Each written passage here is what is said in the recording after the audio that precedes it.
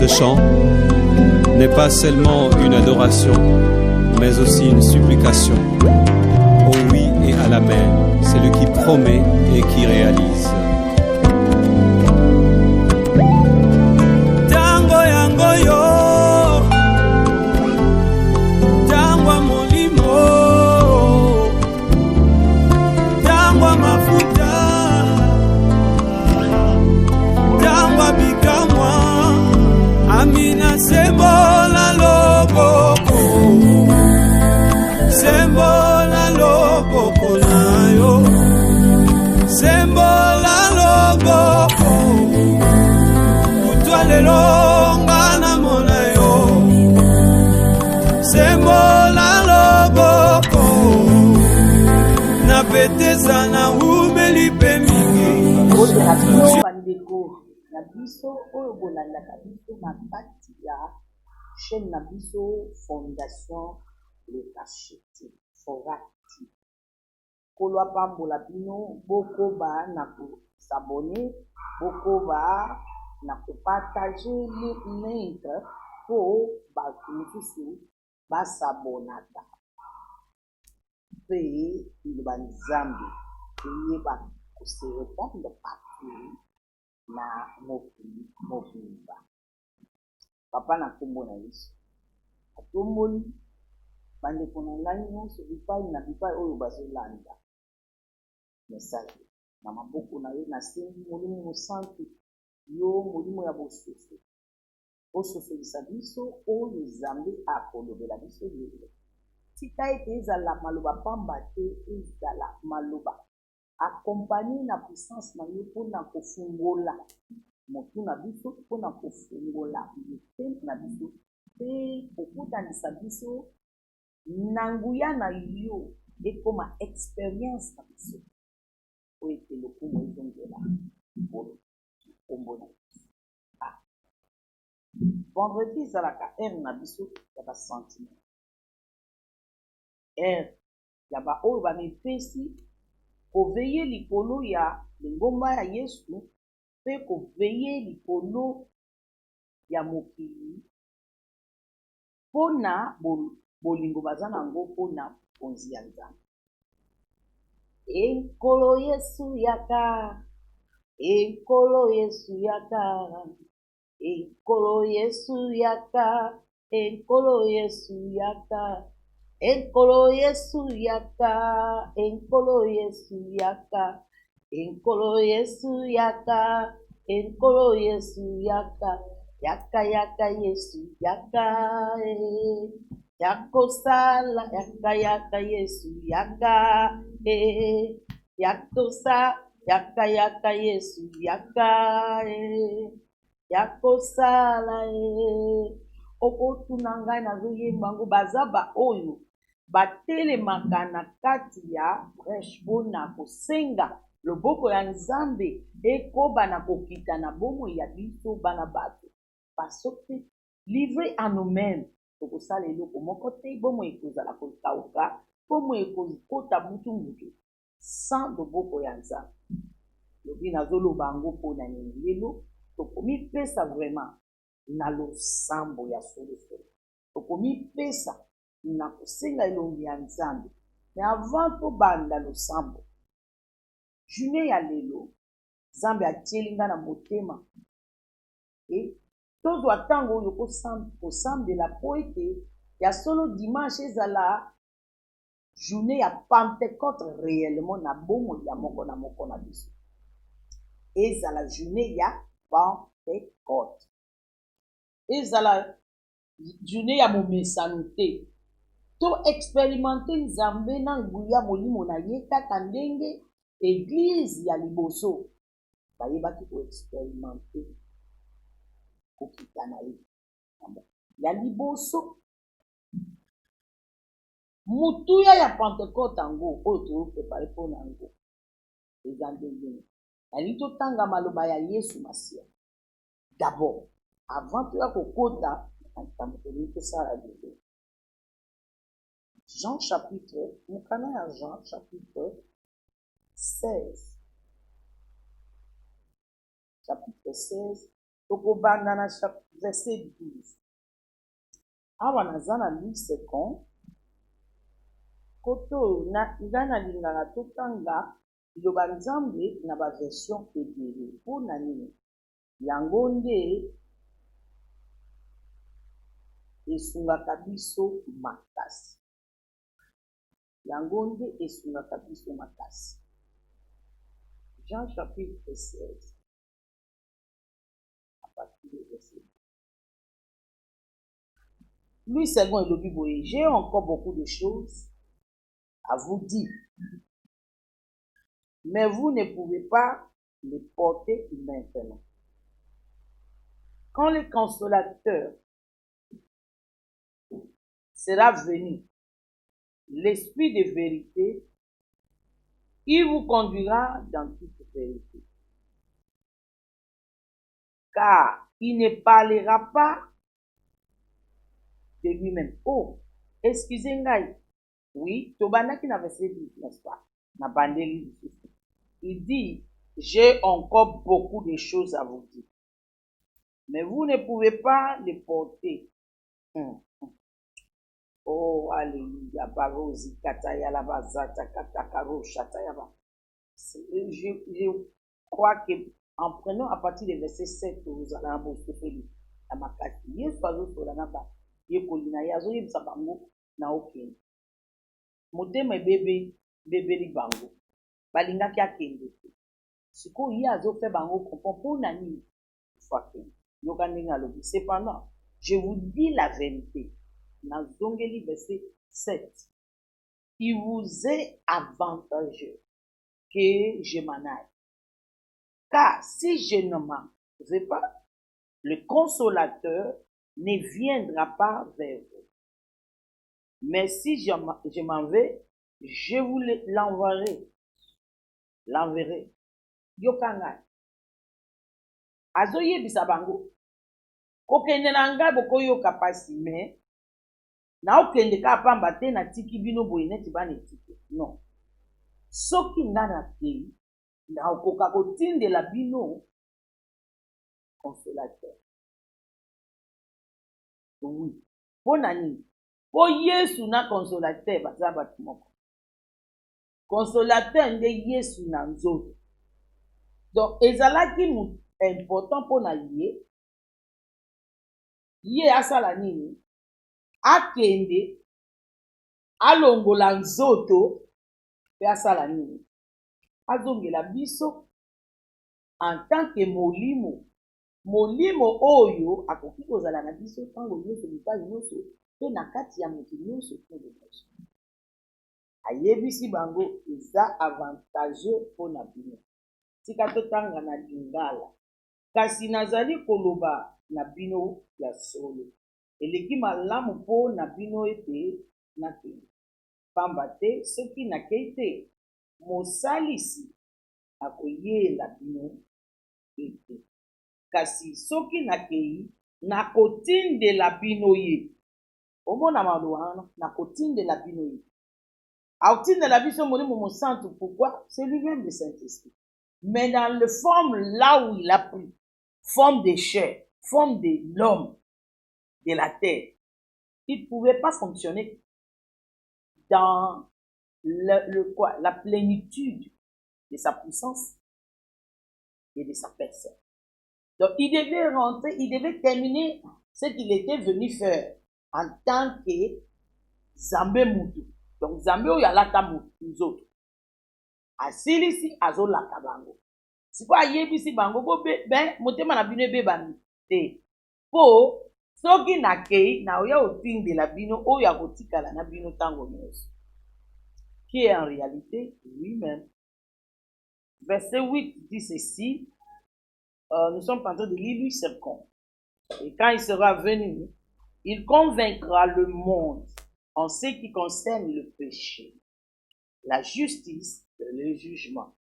En ce qui concerne le péché, parce qu'il ne croit pas à moi. La justice, parce que je vais au Père et que vous ne me verrez plus. Le jugement, parce que le prince de ce monde est jugé.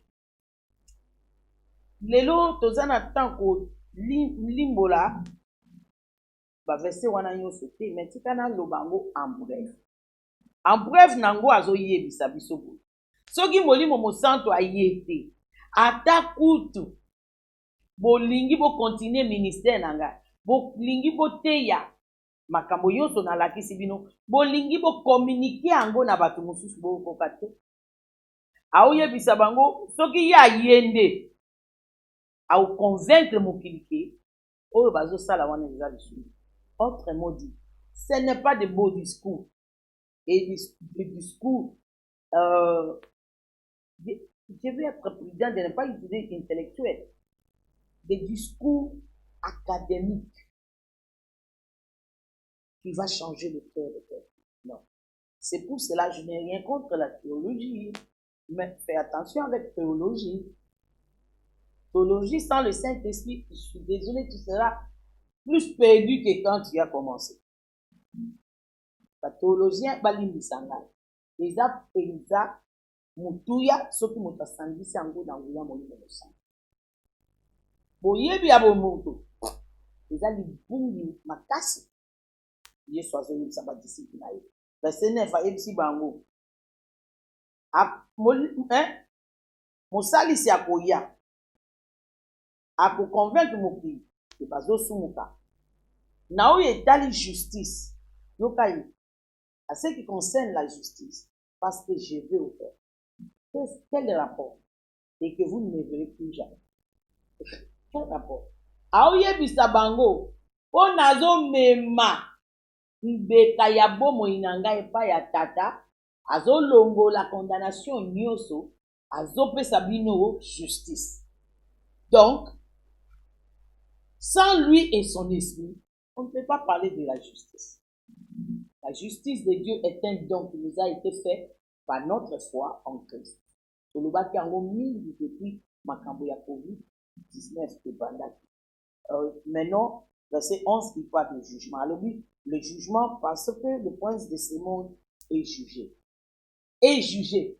Autrement dit, le temps que nasi sa makambo na ngai na matepa ya tata, Satan qui est le prince de ce monde, jugement na ye kozala conclu. Pourquoi?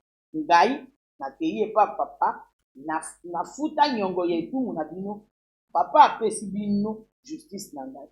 Et le prince de ce monde n'a plus le pouvoir sur nous, quiconque croit en Jésus-Christ. Babotoli yengu ya nyonso. Yango Yesu na kufa na ye akita na mokili ya bawe. Abotoli celui qui a le pouvoir de la mort. Pouvoir wana abotoli ye clé. C'est à matière pas à tata pour libérer l'issue. Mais aujourd'hui, ce n'est pas ça notre insistance. Regardons verset 10.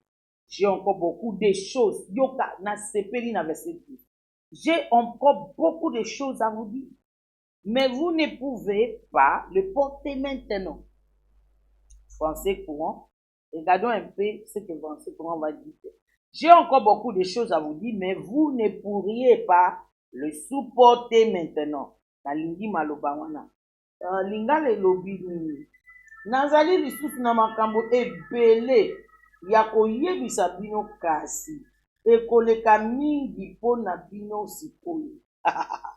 Eleki mingi. Azoyebisa bango. Ata na lobi yango eleki niveau ya mayeli bokoko sezi. Moyebo sezi yango exact. Et directement, il entre en verset 13 en disant quand le consolateur sera venu, l'esprit de vérité, il vous conduira dans toute la vérité. Na époque nini, tozana bosenga ya vérité, ya solo solo, ya bonzambe, ya lobanzambe, pour les époque qu'on a besoin.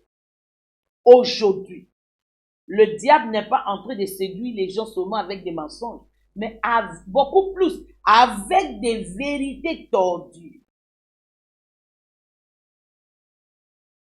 C'est le temps dont Paul parlait lorsqu'il dit dans le livre de Thessaloniciens et dans le livre de 1 Jean, il dit l'Antichrist viendra à un moment. Fais attention. Et il dit, mais Avant même l'arrivée de l'Antichrist avec A en majuscule, il dit, il y a déjà l'esprit antichrist. Autrement dit, milimo ebele qui agit contre le Christ. Il n'est pas dit que le monde sera contre Dieu. Il a dit bakokoma ba antichrist. Autrement dit, bakozala na kati ya ndako ya Nzambe, bakosalela liloba ya Nzambe, bakosalela elongi ya Nzambe, bakosalela kombo ya Nzambe, mais bakobanda kobungisa bato. Pourquoi? Bakote ya nyonso oyo ezocontredire le Christ, ce que Christ a fait. Kasi awa Yesu ye moko azoloba avant que le potokoka kolonga, potokoka kososola ba vérité nyonso esengeli. C'est le consolateur qui est notre solution. Le consolateur. Là, je reviens dans Jean, chapitre 16, verset 13. Quand le consolateur sera venu, l'esprit de vérité, il vous conduira dans toute la vérité. Car il ne parlera pas de lui-même, mais il dira tout ce qu'il aura entendu et vous annoncera les choses à venir. Ce qu'il aura entendu de Christ. Il me glorifiera, il dit verset 14, parce qu'il prendra de ce qui est à moi et vous l'annoncera. Tout ce que le Père a est à moi. C'est pourquoi je dis, il prend de ce qui est à moi et il vous l'annoncera. Na bandaki na maloba ya Yesu pona nini? Po yeba ke eza doctrine ya moto moko te. Eza doctrine ya ba groupe ya bato moko te. Certains croient que l'histoire du baptême du Saint-Esprit, plénitude du Saint-Esprit, le sujet du Saint-Esprit, ce sont de doctrines des gens de l'église des réveils. Non. C'est la parole de l'Éternel. C'est Jésus-Christ lui-même. Il a parlé à ses disciples.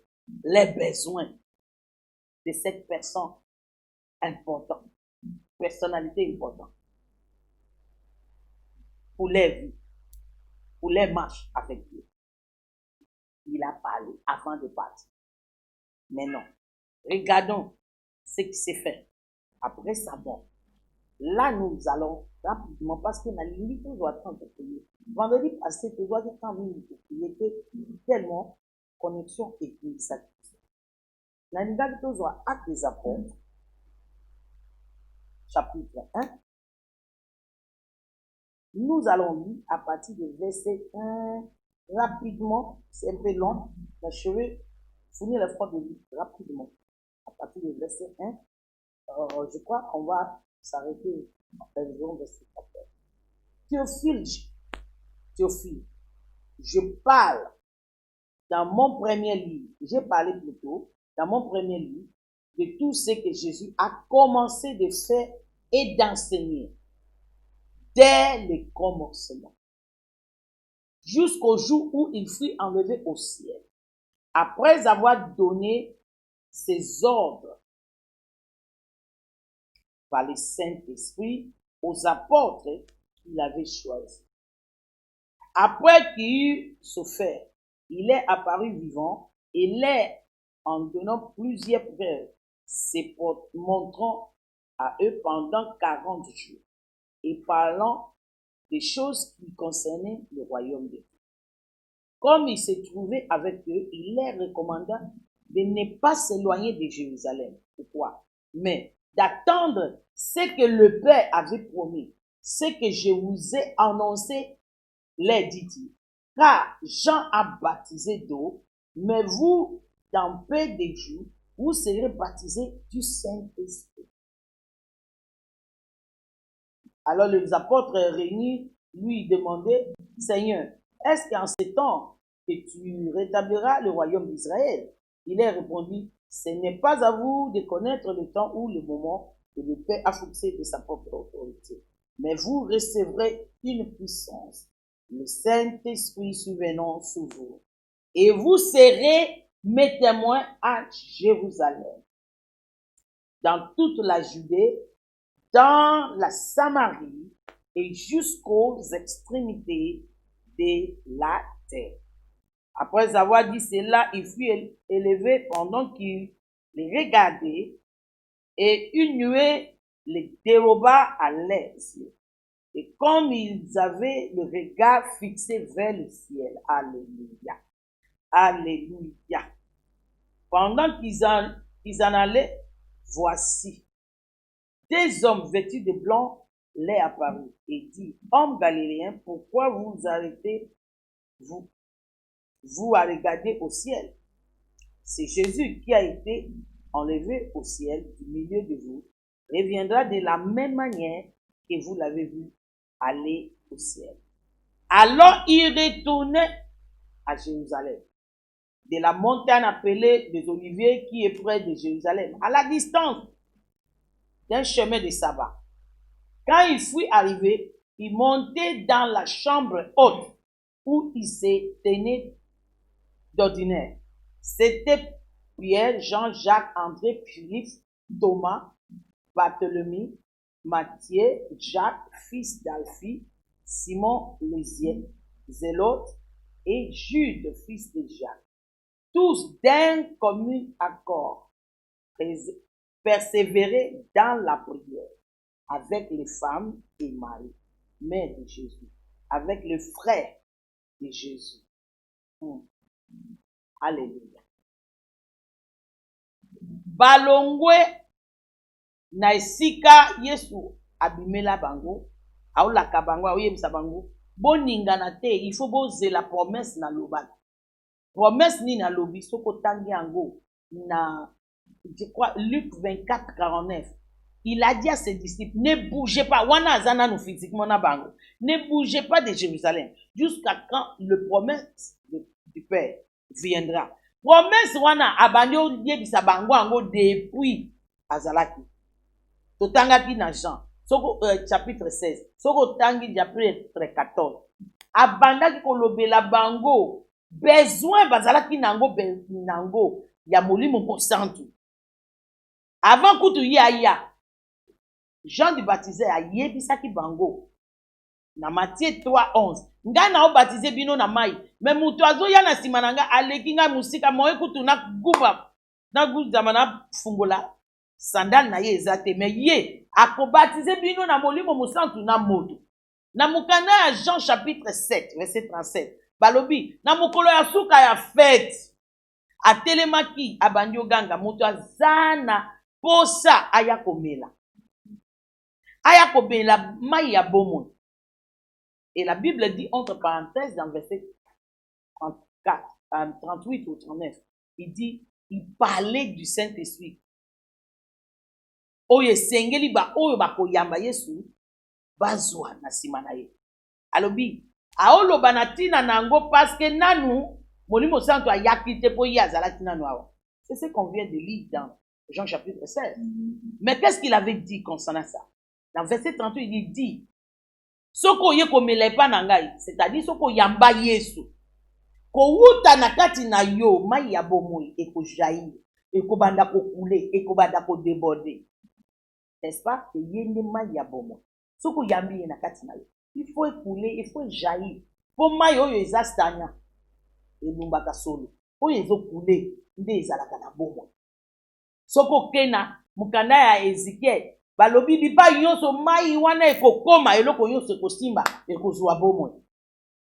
Ndeko na ngai na opesa yo explication epona nipo ata tokosambela 10 minutes na lingo osambela na motema na yo mobimba mpona visitation, mpona déversement, mpona remplissement, mpona baptême ya molimo mosantu. Ndeko na ngai saison ya sika ozoluka wana ekowuta na visitation ya molimo mosantu na bimba. Pentecôte, c'est dans quelques jours. D'ailleurs, 3 jours. Pentecôte pe ezalaka likambo moko pa azaki. Eza quelque chose, eza fête moko qui est dans le calendrier biblique de Dieu. Nakati yaba entretien na ye avec l'humanité. C'est quelque chose, c'est eza journée moko capitale que ye moko a fixé a visita kamokili. Na jour. Et notanga histoire nyonso ya bana Israël. A partir ya kobima na bango na Egypte. Wana ezalaki comparé lokola première fois église ebandaki na jour ya Pentecôte kobima na bango pe première fois na bango ya kokutana na nzambe wana bunzu na Mont Sinai ezalaki mokolo apesi bango libeko lolenge ya kotambola oyo ekamba bango milliers des années. Le même jour, au même moment, na même fête, Yesu ayaki azongi po Yesu ifalaki abotisa nzoto na ye l'église okende na ye amati atindi Molimo Santu po nzoto na ye botama corps na ye botama corps wana ebotami kaka même jour na même fête wana 50 jours après la Pâque 50 jours après sacrifice 50 jours après que blé ya liboso ekoya na mabele qui est Jésus le blé principal akoya na mabele comme sacrifice pour biso tobota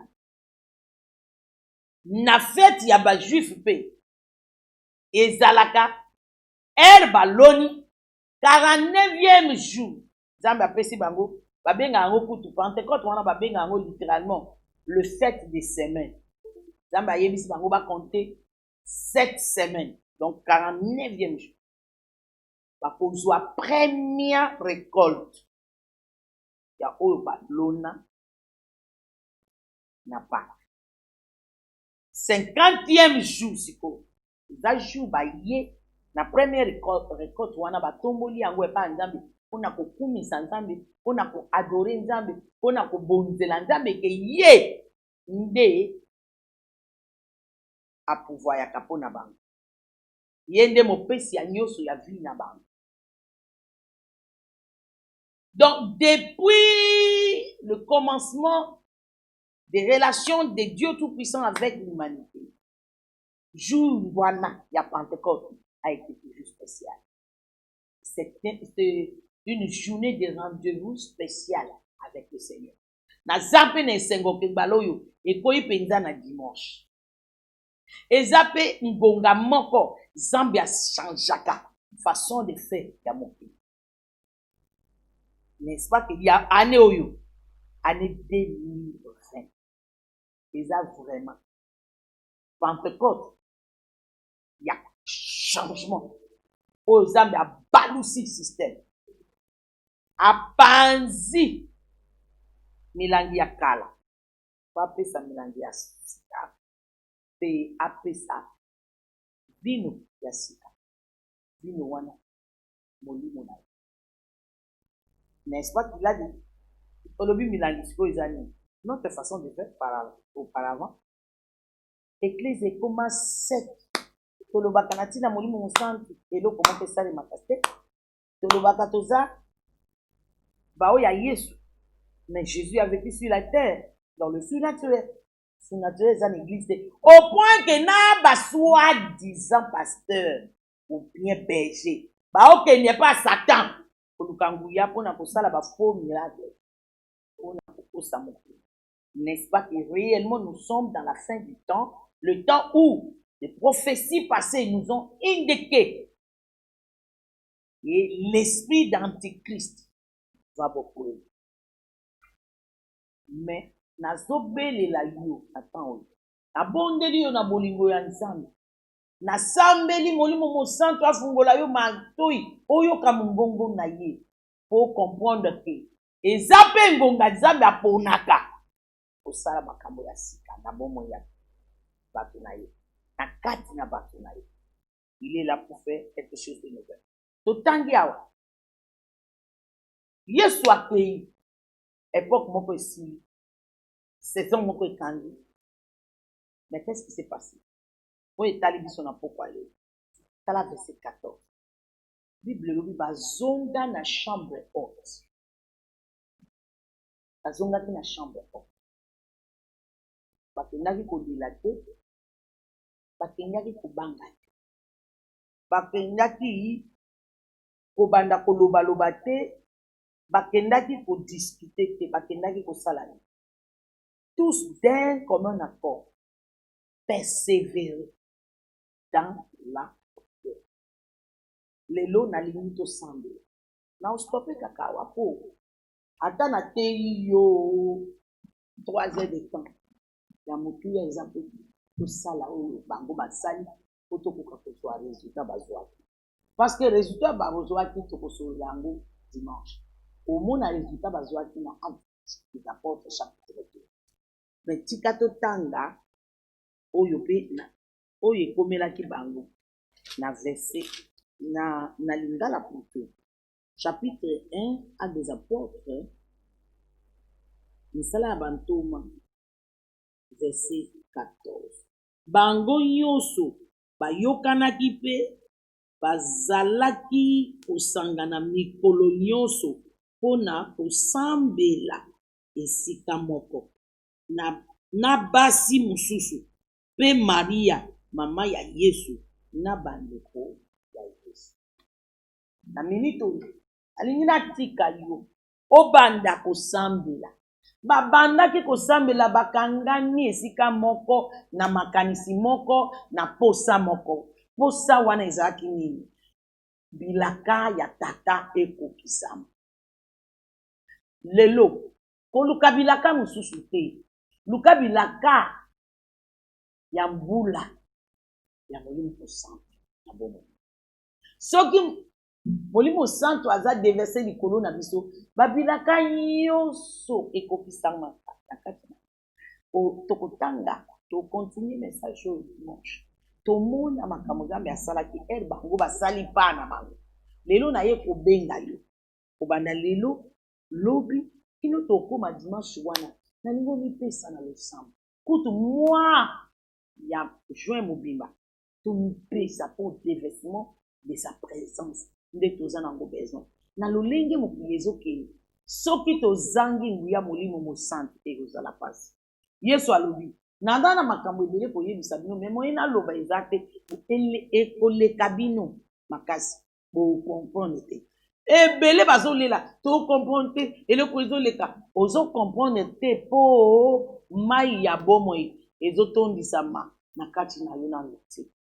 Alingi na minute okanga miso na yo zwa position olingo zwa oza na kati ya ndako na yo olingo fukama ozalaka lete na kotelema olingo tombola maboko na yo na lingo tombola maboko na yo na lingo banda kopambola Nzambe d'abord ke akaniseli biso na kati ya mobulu oyo nyonso aponi ngonga oyo ko visiter biso malekeke duzaka paradaka yala baba na kombo na Yesu oza mwana mutu te po okosa oza mwana mutu te po wangana papa oza malamu oyo osalaka nde osalaka yango nde okosala pelobi papa na tango ba disciple basanganaki na sima enlèvement ya Yesu Masia basanganaki bakontinaki kosambela lelo biso pe topusani liboso na yo topusani na nzela makila na Yesu totomboli misu na biso epa na yo balobi batomboli misu likolo babandi kotala likolo po bamoni ke nguye euta likolo ezwa Yesu ematisi ye likolo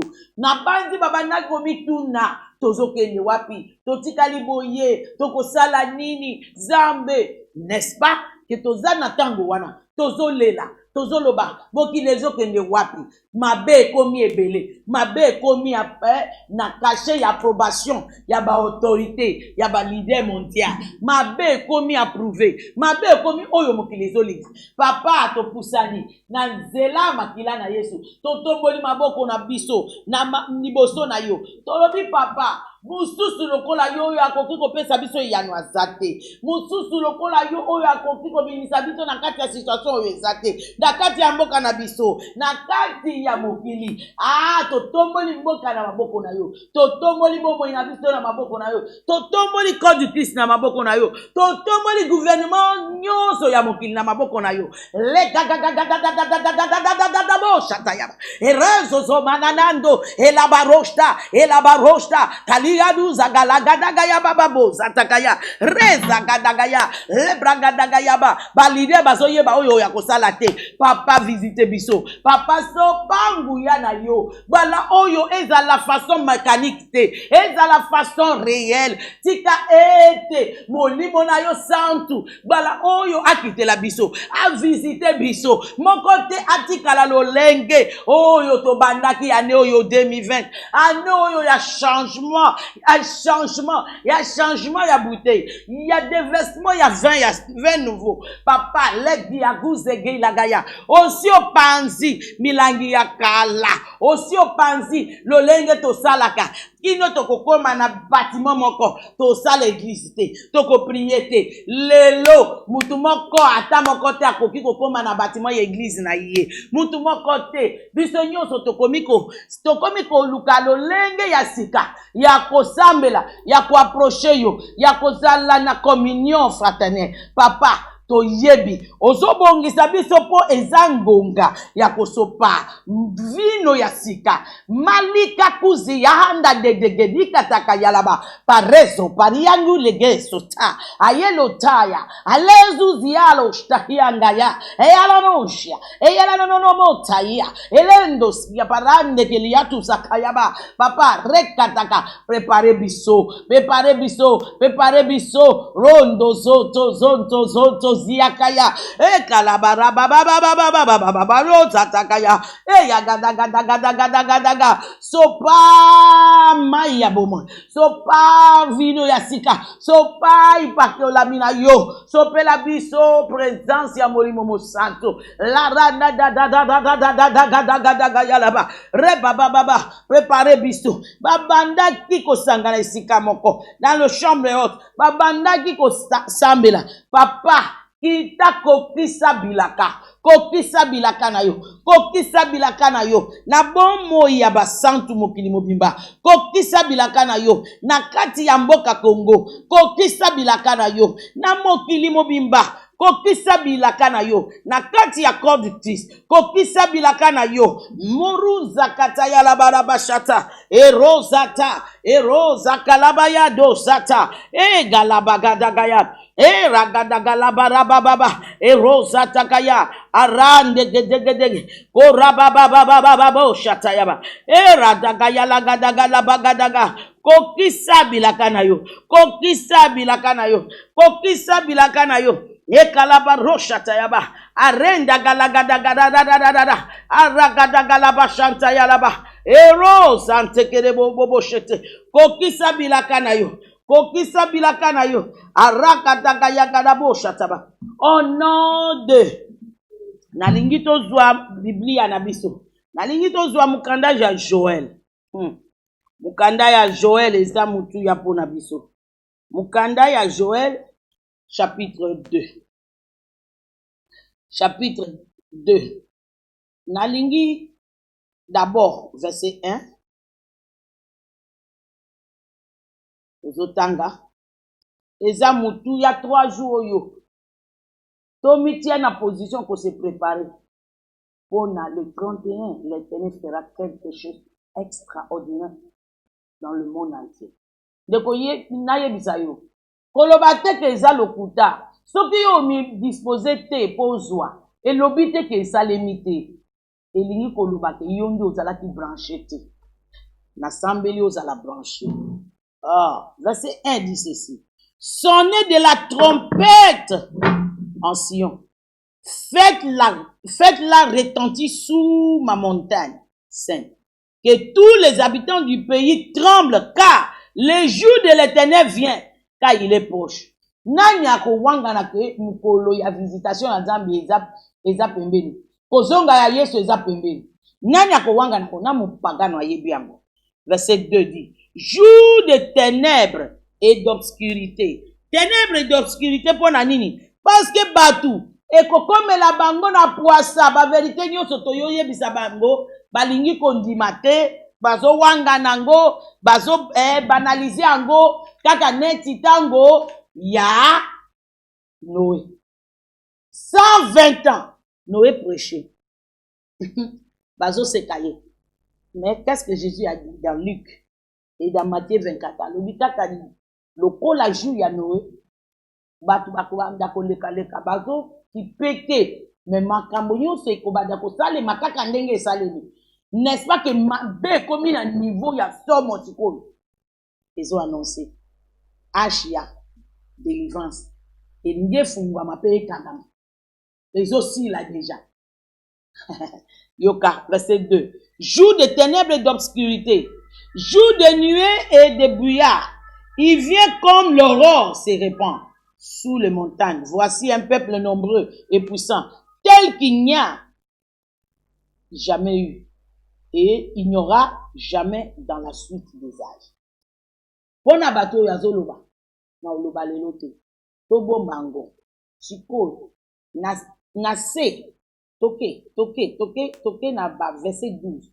Maintenant encore dit l'Éternel, revenez à moi de tout votre cœur. Là, c'est le cas à moi. Avec des jeûnes, avec des pleurs et de lamentations. Pourquoi? Pour makambo yo toujours loba. Ezaka netije, esali pepe. Natango ya Noé ezaki bongo, natango ya Lot ezaki bongo. Et c'était tellement soudain que moi si à Lot, elle n'était pas prête. Elle n'a pas préparé son cœur pour respecter l'instruction. Pour ça, on a tout bandé le makambo instruction.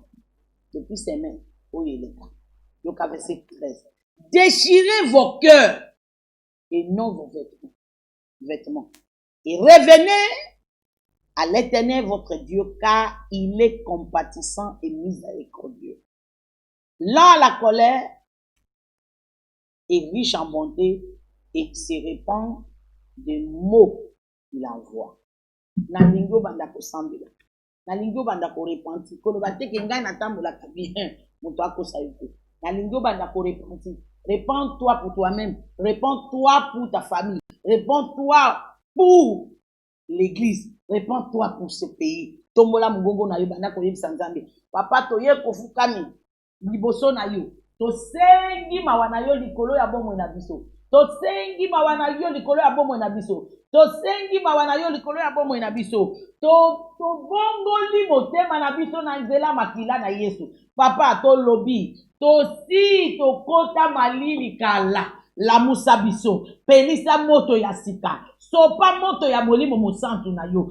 Tinda mu pepe ya molimo mosantu mu pepe ya sika. Na bomo ina biso. La gada zo pori ya kataka. Leka la gada. Na nzela makila na Yesu. Na sengi mawana yo likolo ya bomo inanga. Na sengi mawana yo likolo ya libota nanga. Na sengi mawana yo likolo ya corps du Christ na pays oyo.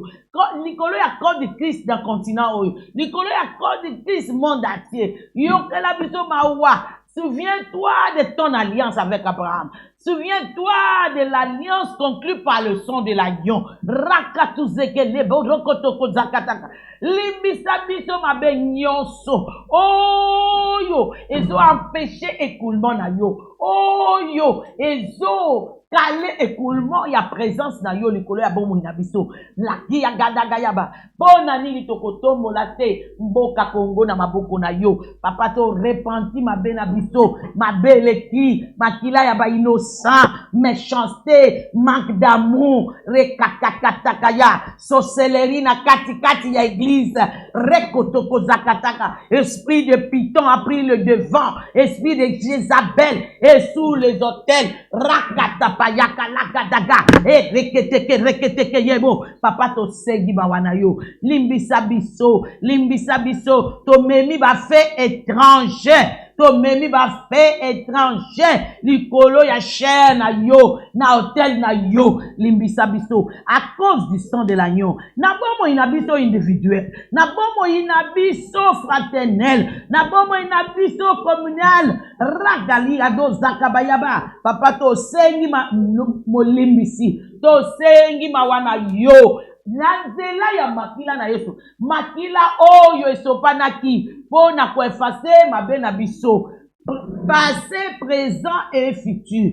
Makila wana eganga likolo ya mboka Congo. Eganga likolo ya église ya Congo. Eganga likolo ya bomoi na biso. Eganga likolo ya ba mabota na biso. Eganga bipai nyonso totukisi motema na yo rekatuzila nana sharia e barada gadagadagadagadagada barosa e brokosoto koshatakaya ndeko na ngai labragadagadagadagada barosa takayaba na yebi ke yo moto mesana na biso ozana matériel ya 500 na yo moto ozomtala biso pour la première fois zwa ata jus zwa ata lipa zwa ata mai ko to préparer pour la 500 la raga la bochataka c'était à cause de la fête de la Pâque ndeto kokaki koyamba mapamboli ya moisson première moisson l'Éternel a dit na kotine de la bino mbula ya première saison na ya saison au même moment les rousa kataka ya baba tombola matériel na yo ya 500 ndenge tozolia ezo petola ezo changer motema na biso ezo kende na se ya motema kokundola nyonso ezo polisa vie na biso nyonso ezo empêcher nyonso ezo contester seigneurie ya Yesu na vie na biso seigneurie ya Yesu na kati église ya Yesu seigneurie ya Yesu na kati ya mboka Kongo la boshata pareke kelia kutaka paranda kaya la dosha ya kaya na pamboli materiel nyonso otoboli na bongoli yango zoto na makila ya solo ya Yesu Masia denge tozolia tozomela à l'égard de le corps du Christ tout entier tika ete makila na Yesu epetola esukola epirige mitema na biso epirige ba conscience na biso oyo makila ya bantaba ekokaki osala te hébreu elobi makila na Yesu ye kosukola ba conscience na biso po tosalela nzambe na motema mobimba pe tosalela nzambe ya solo rekusa kataka tika senteno et détruit bizaleli attitude comportement nyonso oyo ezo empêcher l'écoulement libre ya mai ya bomoi na kati ya bomoi na biso epirige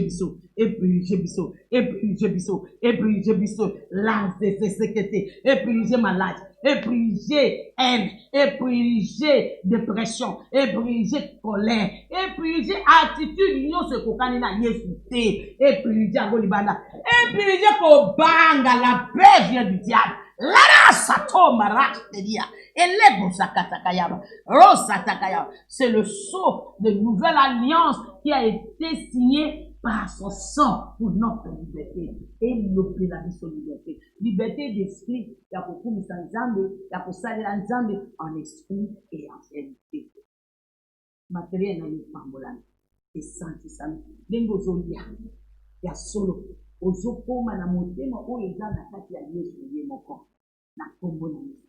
Pe mboka la biso ezo bitisama ezo santi sama na réclamation nyonso ya bamakila ya innocent na kombo na Yesu. Pe makila wana ezoganga na katikati ya mboka Kongo. Totombola yango eganga na katikati ya mboka Kongo. Eganga ekoisa ba hotel nyonso ezo contester seigneurie ya Yesu na kati ya mboka. Ekoisa ngo e paralyser activité nango e buka kon nango e buka force nango e rabattre force ya bangu ya nyonso o eza ya Nzambe te na kati ya mboka Kongo na kati ya Port du Fils au Congo na kati ya ba famille ya bana Nzambe na kati ya bomo ina yo mutozo landa wana dengozo mela. Le sang de Jésus vient briser les cornes et la force des hôtels qui résistent la gloire de Dieu en toi, la gloire de Dieu à moi, au nom de Jésus. Sois un jour, Malesso Kataya, et par la baba, et par la baba, et par la baba, Mati à la roche, c'est-à-dire.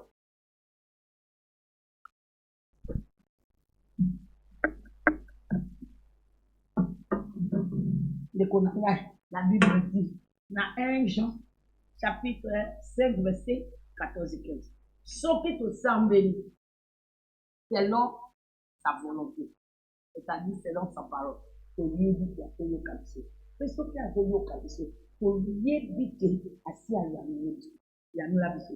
Tombola mungongo na yebana ko pambola. Pambola iko na visitation.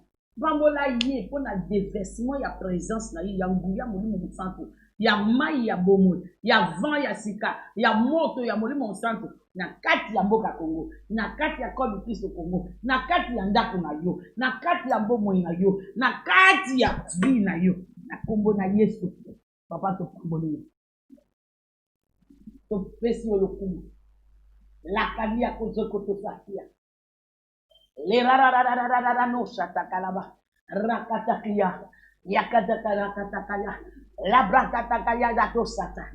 Bless the Lord, oh my soul. Oh my soul. Worship His holy name. Sing like never before. Oh my soul. Worship His holy name. Kuna ngai mbungana biswetei Zambe apambola yo continue prier wana na daku ukata te continue kusinga evesi na yebi ke makambo ya sika kobanda na bima na yebi ke visitation ya Nzambe ekokita na poisa banguna ya vie na yo banguna ya manifestation ya gloire ya Nzambe na vie na yo bakokoya na poisa pe okoma mutu ya sika soko continue kotanga à des apôtres okomona ndenge Pierre oyo abanga liboso ya mwana mwasi muke jeune fille o na yebi ete ndenge atelemi na nguya liboso ya ba autorité religieux ya temps na ye bakanga ye batia ye na prison mais a continuaki koteya Yesu Masia. Angelu aye kobimisa ye azongeli place oyo bakangeli ye a continue koteya. Eloko nini esali différence kotondisama na molimo mosantu. Il y a quelqu'un qui n'est pas baptisé du Saint-Esprit. Rendez-vous na biso eza dimanche. C'est na libo tambola weekend de Yesu. Nzambe atondisanga na molimo na ye. Et na yebi kozala disciple parce que c'est Jésus qui baptise du Saint-Esprit. Kino tokokutana. Je déclare, Yohanito, ni perte ni honte, na lobi c'est gracieux aux Nzambe la kibiso na moi oui. Ça partage na yo dans tout domaine de ta vie. N'oublie pas, on ne vient pas, on n'approche pas Dieu, mais vite. Moi na fora, yo sazo landanga. Zala na molende 3 jours luka elongi ya Nzambe. Koloba te ke nga na ya kalangue déjà. Plénitude c'est autre chose. Nzambe tondi sangai nakoma mutu mususu nakoma témoin na yo partout. Comment un chrétien a peur de partager l'amour de Christ? C'est manque de puissance. Mais par où? C'est ça.